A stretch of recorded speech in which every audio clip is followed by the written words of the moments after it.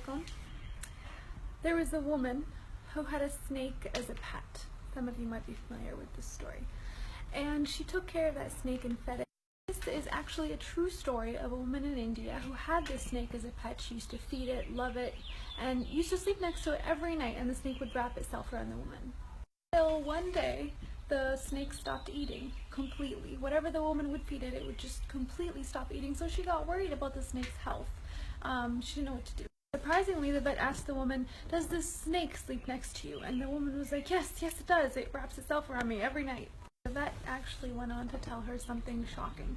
He told her that this 4-meter long snake that hasn't eaten in a few weeks is actually, this python is actually not sick at all. It's just preparing to eat you.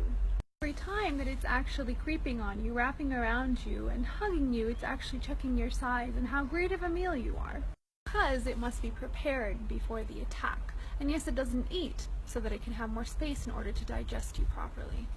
The moral of this story, of course, is that even with people who are very close to you, people who you're very affectionate with, they can have very bad intentions.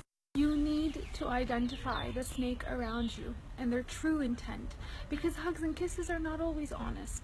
But because of the pure intentions that you and I might have, it might actually be very difficult to distinguish that snake around you. But it's actually very simple, and I'll tell you exactly how.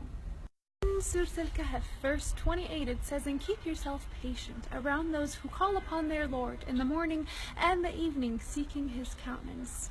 And do not let your eyes pass beyond them because of desiring adornments of the worldly life. And do not obey or be with the ones whose hearts have been made heedless of the remembrance of God, and who only follow their own desires, and whose cases have gone beyond all bounds." This verse basically means is that we should stay away from those who don't have the ability to restrain themselves from doing the things that God has prohibited us from doing. Simple things like cheating or lying or backbiting. If they haven't done it to you, your turn is definitely coming, and you get my point. And may God always protect us from any evil and keep us around those whom He loves and do the things that He loves and approves of always.